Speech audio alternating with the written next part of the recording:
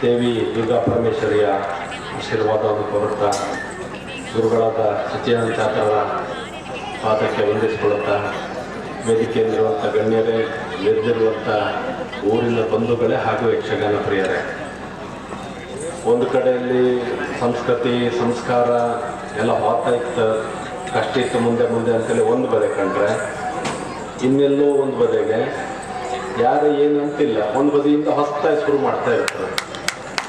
ನಿಮಗೆ ಇದೆಷ್ಟು ಆಶ್ಚರ್ಯ ಅಂತಲೇ ಹೇಳಿದ್ರೆ, ಹಿಂದೆಲ್ಲ ರಾಜರಾಡಳಿತ, ಈಗ ಪ್ರಜಾಪ್ರಭುತ್ವ, ಮಧ್ಯದಲ್ಲಿ ಬ್ರಿಟಿಷ್ ವ್ಯವಸ್ಥೆ. ರಾಜಾಡಳಿತದಲ್ಲಿ ರಾಜ್ನಿಗೆ ಒಂದು ಕೆಲಸ ಇದೆ, ಈ ಕಲೆ ಸಂಸ್ಕೃತಿ ಈ ವ್ಯವಸ್ಥೆಗಳನ್ನು ಅವನು ಸಾಕಬೇಕು, ಸಲಹಬೇಕು, ಕಲಾವಿದರನ್ನು ಕಂಡು ಅವ್ರಿಗೆ ಎಷ್ಟು ಗೌರವ ಕೊಡ್ತಾ ಅಷ್ಟು ಗೌರವ ರಾಜನಿಗೆ ಅಂತೇಳಿ ಲೆಕ್ಕ. ಕಡಿಕನ್ನು ಕೇಪರಿಲ್ಲ ಅಂತ ಇತ್ತು.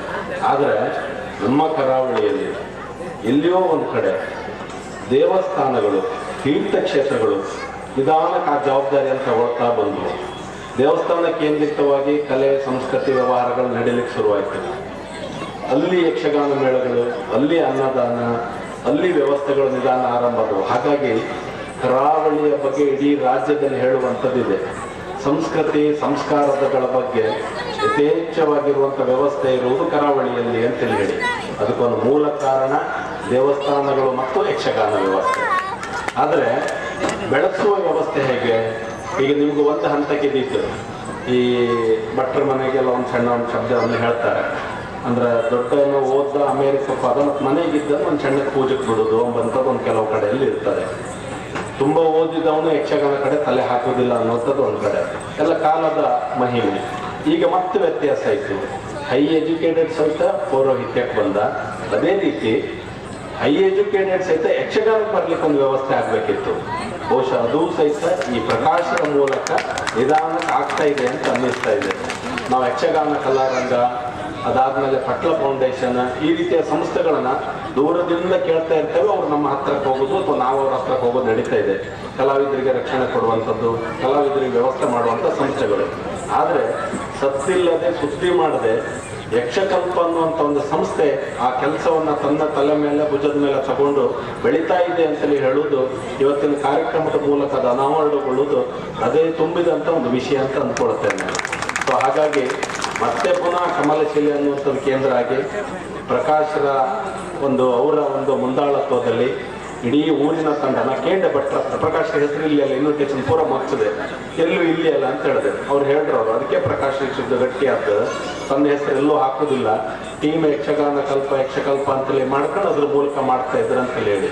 ಅಂದ್ರಷ್ಟು ತಲೆ, ಅಷ್ಟು ಆಲೋಚನೆ, ಅಷ್ಟು ಡೆಡಿಕೇಶನ್ ಪ್ರಕಾಶರಿಗೆ ಕಮಲಚಲ್ಲಿ ದುರ್ಗಾ ಪರಮೇಶ್ವರಿ ಮೊದಲೇ ಕೊಟ್ಟಿದ್ದಾಳೆ ಅಂತ ಆಯಿತು. ಸೊ ಹಾಗಾಗಿ ಇದೊಂದು ಒಳ್ಳೆ ಕಾರ್ಯಕ್ರಮ ಆಗ್ತಾ ಇದೆ. ಮತ್ತು ಪುನಃ ಇಲ್ಲಿಂದ ಯಕ್ಷಗಾನ ತಂಡ, ಯಕ್ಷಗಾನ ಕಲಾವಿದರು ಅವರನ್ನು ಬೆಳೆಸುವಂಥ ವ್ಯವಸ್ಥೆ, ಜೊತೆಗೆ ಆ ಸಂಸ್ಕಾರದ್ದೇ ಭಾಗ ಹಿರಿಯ ಕಲಾವಿದರನ್ನು ಸನ್ಮಾನಿಸಿ ಹಿರಿಯರ ಎದುರುಗಡೆ ತೋರಿಸುವುದು. ಅವರ ಜೀವನವನ್ನು ಇವರು ಎದುರಿಗಿಟ್ಟಾಗ ಮಾತ್ರ ಅವರಿಗೊಂದು ದಾರಿ ಸಿಗ್ತದೆ ಅಂತ ಒಂದು ಸುಂದರವಾದ ಒಂದು ಕಾರ್ಯಕ್ರಮ ಈ ಊರಿನಲ್ಲಿ ನಡೀತಾ ಇದೆ. ಕಳೆದ ವರ್ಷ ಭಟ್ರ ಪರಿಶ್ರಮದಿಂದ ಇಂಪ್ರೂವ್ ಆದಂಥ ಶಾಲೆ ಅಲ್ವ ಇದು. ಒಂದು ಹಳೆ ವಿದ್ಯಾರ್ಥಿಗಳನ್ನೆಲ್ಲ ಸೇರಿಕೊಂಡು ಇಲ್ಲಿ ಕಾರ್ಯಕ್ರಮ ಆಗಿತ್ತು. ತುಂಬ ಚಂದದ ಒಂದು ಶಾಲೆ ನಿರ್ಮಾಣ ಆಗಿತ್ತು.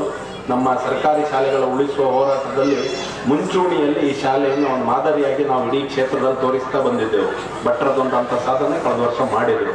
ಅದೇ ಜಾಗದಲ್ಲಿ ಈ ವರ್ಷ ಇಂಥದ್ದೊಂದು ಸಾಧನೆ ಆಗ್ತಾ ಇದೆ. ಹಾಗಾಗಿ ಕಮಲಶಿಲೆ ಅನ್ನೋದು ಅಂಥ ಸಾಧಕರನ್ನೆಲ್ಲ ಅಂತೇಳಿ ಒಂದು ಹೇಳ್ತಾ, ದೇವಿಯ ಆಶೀರ್ವಾದ ಇಂಥವ್ರ ಮೇಲೆ ಇರಲಿ, ಈ ಕಾರ್ಯಕ್ರಮಗಳು ಬೆಳೀಲಿ. ಇಷ್ಟು ಜನ ಊರಿನವ್ರು ಬಂದು ನಿಂತಿದ್ದಾರೆ ಅಂತ ಹೇಳಿದ್ರೆ ಇನ್ನೂ ಸಹಿತ ಆ ಯಕ್ಷಗಾನದ ಬಗ್ಗೆ ಭಕ್ತಿ, ಶ್ರದ್ಧೆ, ಪ್ರೇಮ ಎಲ್ಲವೂ ಇದೆ ಅಂತಾಯಿತು.